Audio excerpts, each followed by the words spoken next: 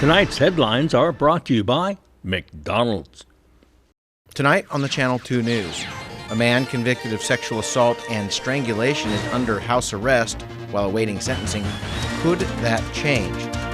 Also tonight, will the current administration reach out to the former one to answer audit questions about CARES Act money? And police respond twice en masse to the same apartment building in less than 24 hours to calm things down. Inmates hit the streets and clean the streets in the Garapan area. Stay with us. These stories and more are next.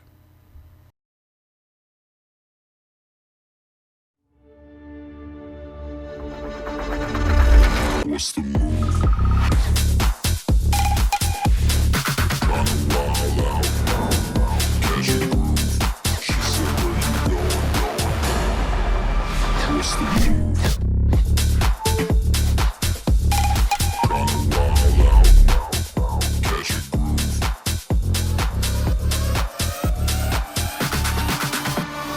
What's the move? Overcoming drug addiction was difficult, but I found a way to get my life back on track. Recognizing my addiction was the first step towards my recovery. But that is not always easy living in the CNMI. It was hard for me to avoid things that triggered my addiction. I needed to change my routine. There were some good days and some bad days. But with the love and support from my friends and family, I never gave up. I found my path, and I continue to walk it every day. Find the path that works for you.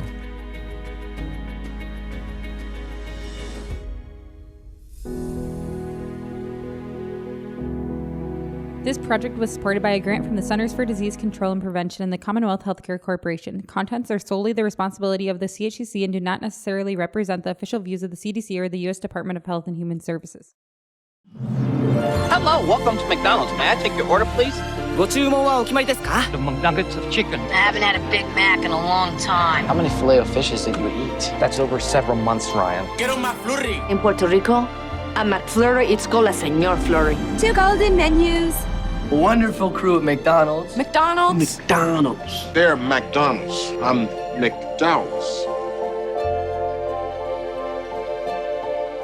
Are you gonna order something?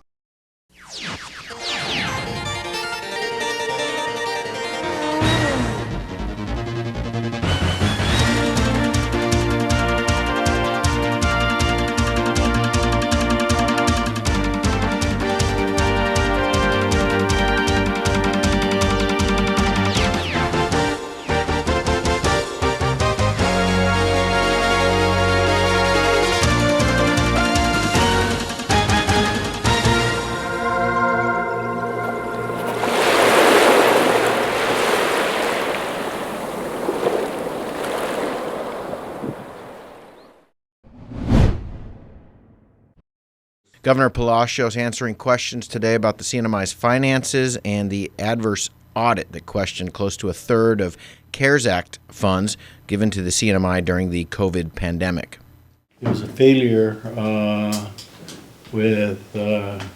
the time, with our Department of Finance to provide those documents and documentations. And in fact, I understand it from some of the communications that they asked them for it and they just kind of ignored them.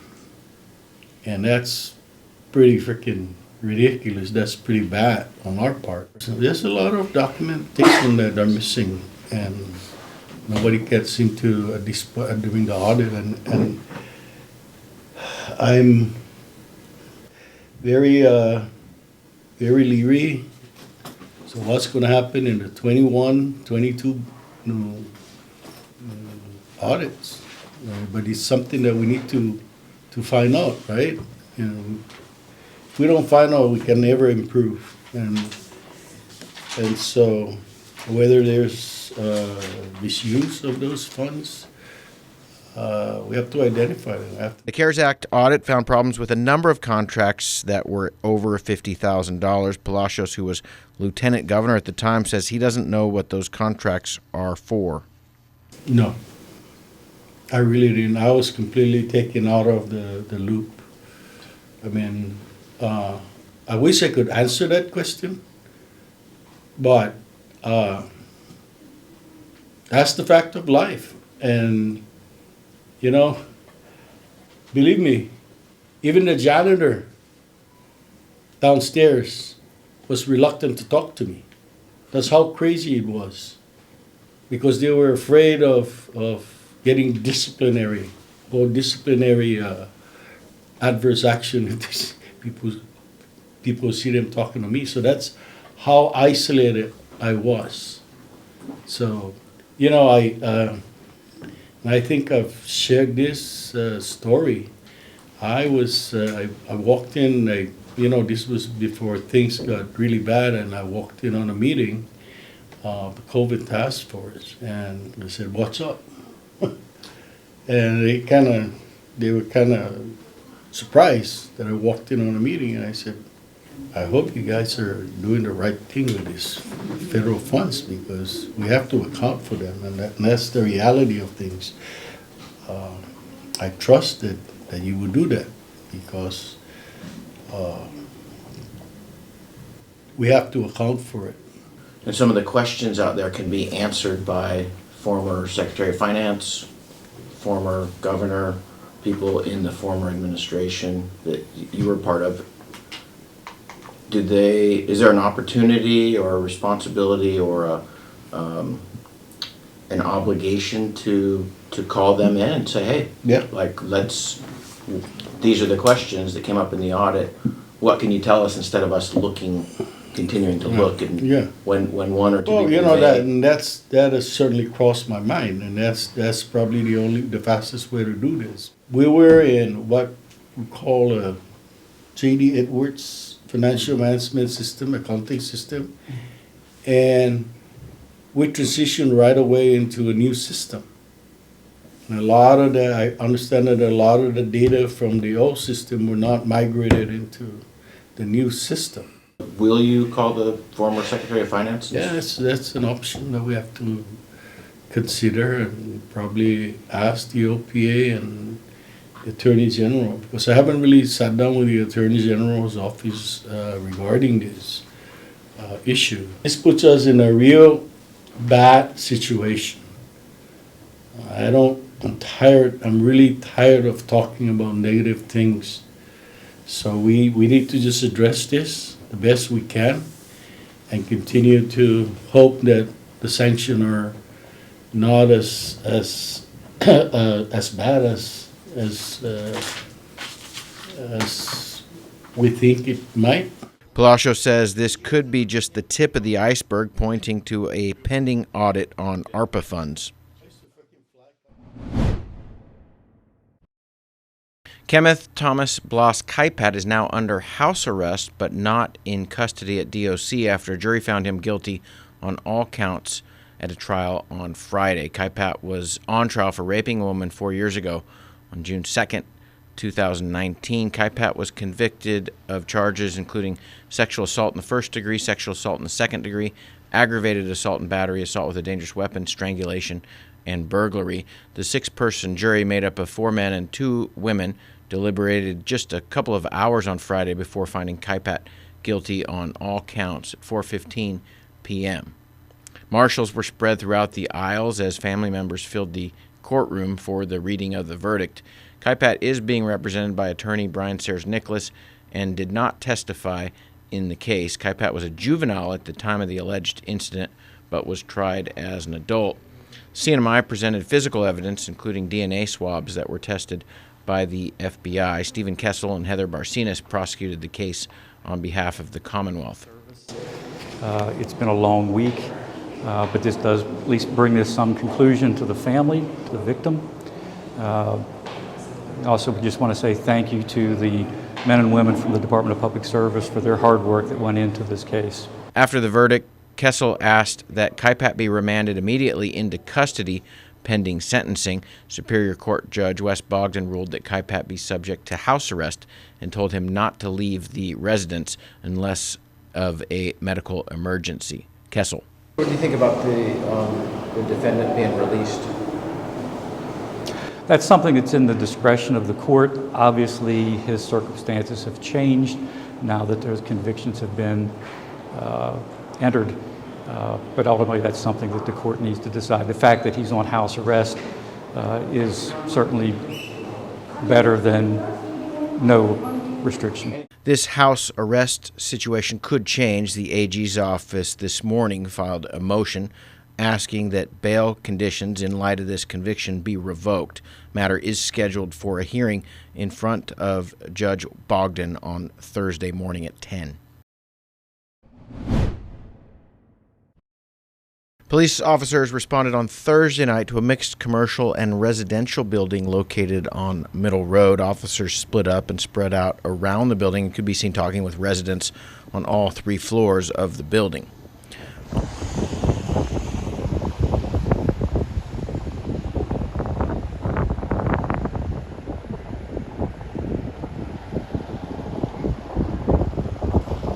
On Friday afternoon, less than 24 hours later, police responded again. The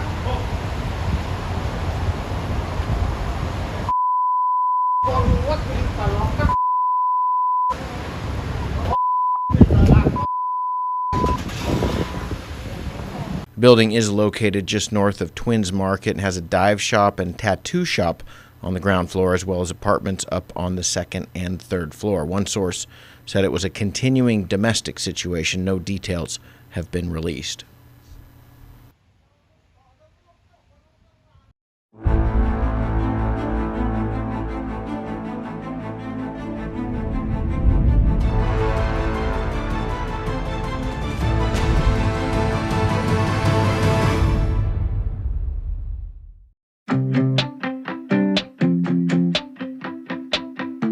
One of the best addresses in Saipan has office space available now, right in the heart of things.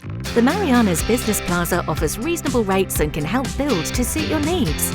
You'll love the central location, just 15 minutes from the airport and 10 minutes from Garapan. Ample and covered parking keeps your vehicle close and protected. 2 restaurants for easy access, lunch, dinner and business meetings. Building security and 24-hour access to your office. Backup generators, so you can run your business in all weather.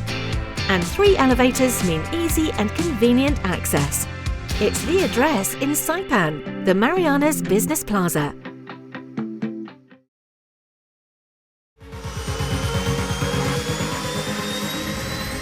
Get your goods here with care and attention with Micronesia Air Cargo Services. MAX is all about connections.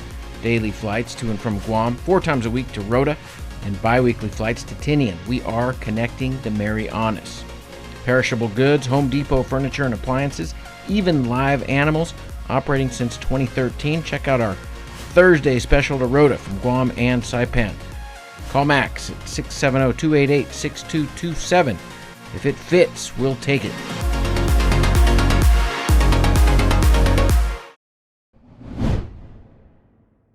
While construction on the Paseo de Marianas continues, some DOC power is going into some of the overgrown areas in the tourism district of Garapan. The driving force behind it was not to complain, but was to bring greater awareness to our challenges. And this is our tourist district. This is something that all of us, regardless of what precinct you're from and island you're from, we all have to pitch in and make something happen. So I pointed out how it was disappointing coming back home and seeing that there's some really areas in Garapan that really need some help. Congressman Ed Probst says that recent trips abroad gave him some perspective on tourism districts in general. I was in Waikiki's tourist district. They're flowing with tourists and it's clean and beautiful. Guam just was hit with Super Typhoon Mauer, and they're cleaning up their Tumon Bay looks fantastic. And we've been fortunate, we've been spared, and here we are with the things that don't look so great. We've done some cleaning in this area, and one of the things we're finding difficult is the maintenance. Of course, we've done a lot of projects, whether it's basketball courts or cleaning like this, but the maintenance and the upkeep is the challenge there. We're committed to helping, of course, not just with here, but also helping this wonderful program that the Department of Corrections is spearheading. You have these hardworking inmates who are here doing the hardest labor and making a change in their lives. It's inspiring because everybody deserves a second chance, and to do great things as they're doing is really a testament to that. Department of Corrections Commissioner Anthony Torres brought some manpower from DOC. He says this is called the Community Outreach Program, and he's looking to expanding it. The goal is to double up on this, but then the inmates have to graduate to this program. They have to prove themselves through good behavior and whatnot. And not only that, but I need to add more full-time employees into this area. So when we obtain more staff, you know, then we could make those changes and pivot as needed. But that's the goal. That is the goal, to really expand this program. So who is responsible for these properties, and can a landowner or land leaser simply allow the jungle to grow? At this point, this is, you know, right behind this is likely private property. And I couldn't imagine anyone being upset for us clearing the tangan-tangan and the debris and the trash that's right behind us. If anything, we need to be bolder in our legislation. We're going to be Speaker and myself and my colleagues are going to be reviewing this and putting teeth into it to make sure that we're able to, I'm not saying that we're going to seize land, but that there should be penalties provided, that if you're not maintaining your property, it's an eyesore and it's detrimental to our whole goal of not just bringing in tourists, but making this the most beautiful beautiful destination.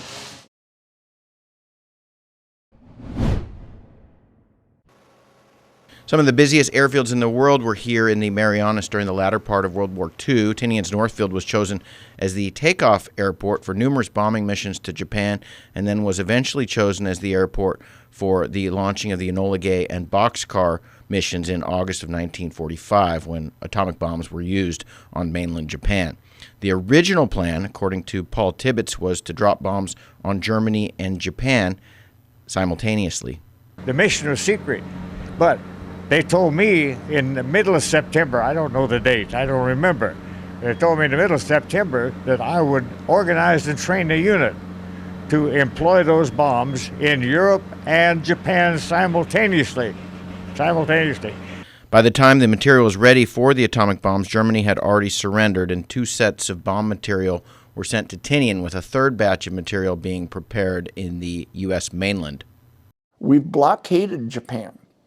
They can't get any food in. They can't get any supplies in to manufacture medicines.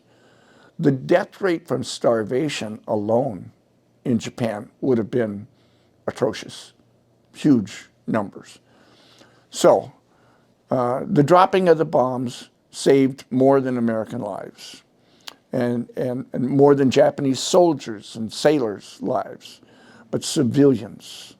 Hundreds of thousands of them that would have either died from continuing conventional bombing. I mean, is it worse to die in a fire, right, that consumes a whole city? Is it worse to die from continued massive aerial bombardments of conventional bombs? You get blown to pieces, because that would have all continued. If Truman would have said, okay, we're not going to use the bombs. It's too atrocious for me to do. I can't do it. I can't bear the thought of killing all those women and children, as he was quoted in saying later on, right? Let's say that he would have called it off. That would not have stopped the United States Air Force and the United States Navy, right? They would have continued unrelenting pressure, right, on Japan to force the Japanese civilians into revolting against their own government, as happened in the Soviet Union in World War I in 1917, right, when the people of Russia stormed the gates of the king's, the czar's palace, right, overthrew the czar, and what came out of it? Communism. And Japan was afraid of the same thing happening in their country, that they would not only lose their imperial system and the customs that they were accustomed to over so many years, millennia, all right, but also that they would lose their country to communism. And so that was a great fear. All of that figured into the decision making. So, as I've written before, to me, the use of the bombs was necessary, and it was necessary at that time.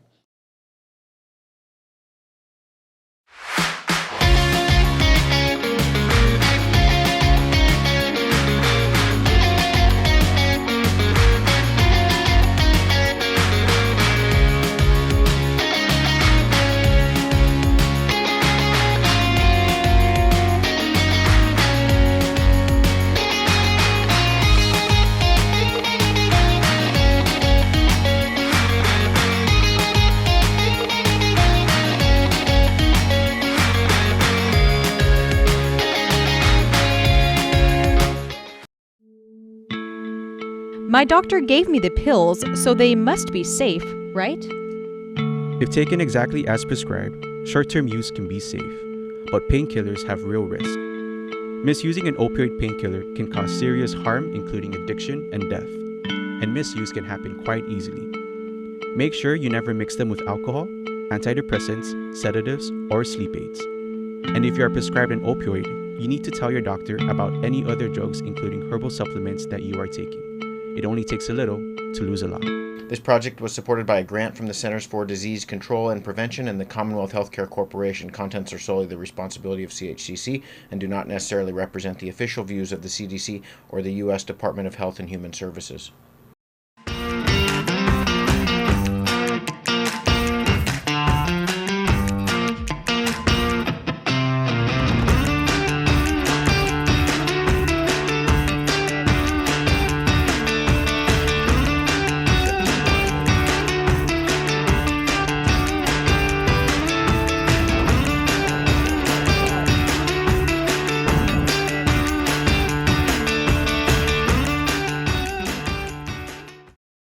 Premium office space available now at the Hermosa Vista Business Park on Capitol Hill.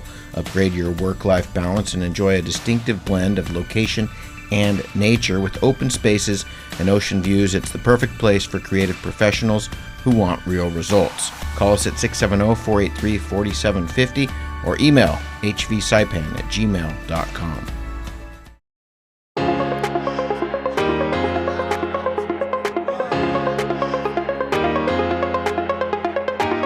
Hey, golfers, come north and practice your game at the Marianas Driving Range. New Year's local specials. 10-piece coupon books available for just $60. That's a $10 savings. Want to get really good? Come work on your swing every day for just $99 per month. It's our practice pass and you're going to love it. Grab your passes and go straight to the range.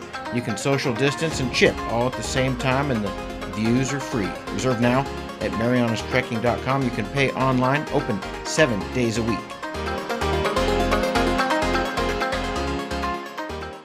Buenas sports fans.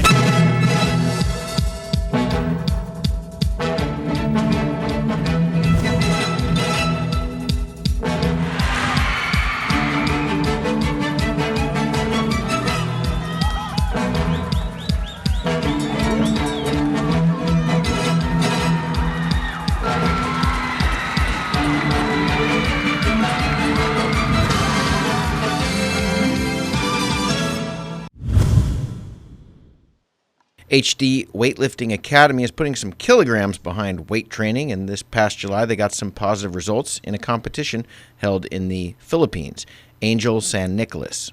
In the Philippine National Games, we have Jaden Andrew, who's in 7th grade right now, but he's an incoming 8th grader from Dandan Middle School. He got a silver medal in the Youth 61 category. And then we have Aiden Gimed, who is a 6th grader, but is an incoming 7th grader from Francisco Mendiola Sablan Middle School. He got a gold medal in the 73 youth category. Growing up, my family always told me that my auntie used to be weightlifting, and then my dad brought me to a weightlifting contest when I was younger, and then I told him that I wanted to try it. Jaden Andrew is a silver medal winner and goes to Dan Middle School. I felt like a little nervous because it's like a whole different place. There's a lot of people, but it motivated me because I saw like a lot of kids my age lifting. I felt like really excited about it. San Nicolas is no stranger to competition either. He has competed on behalf of the NMI in both weightlifting and outrigger canoe. I've medaled in 2 consecutive Pacific Mini Games. In 2017, I got a bronze for clean and jerk. And just last year, when we hosted the Pacific Mini Games, I got 2 gold and 1 silver. And I got another gold for Oceania Championship. He also won 3 gold medals in the Micronesian Games held in Yap and has been named Athlete of the Year twice. He says he didn't grow up in the sport. I didn't start off weightlifting first. I'm just really your average person who signed up for a gym membership and really didn't know anything. My fitness background before in high school, I did outrigger canoe and I played in the volleyball team, but I had no experience in lifting. So during my time at Ghost Gym, I saw 2 other members performing the snatch and clean and jerk, and for me, that movement seemed odd at first. Made me wonder and question. I got curious, why were they doing that? At first I thought, they were really weak. Then I decided to try the movements myself. Then I realized I'm weak, so I want to be good at this. San Nicolas says the academy is focused on training the youth. The goal of this, of our club, is to spread awareness for the sport of weightlifting, and not just to spread awareness to the community, but to also spread awareness to our youth that weightlifting is a sport that even they too can do at their age. I don't ask anything from the kids. Really, all I ask from them is to just give me 100%. I give you 100% effort, you give me 100% effort. In other words, I give you my 100% in coaching, you give me your 100% in trying when you are here in training.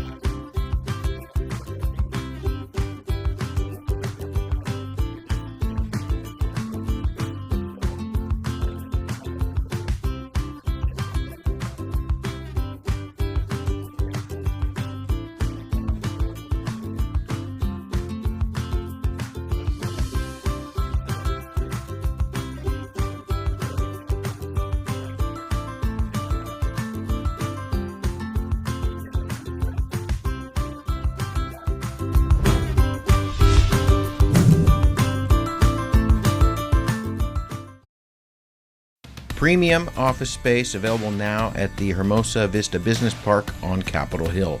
Upgrade your work-life balance and enjoy a distinctive blend of location and nature with open spaces and ocean views. It's the perfect place for creative professionals who want real results. Call us at 670-483-4750 or email hvsaipan@gmail.com.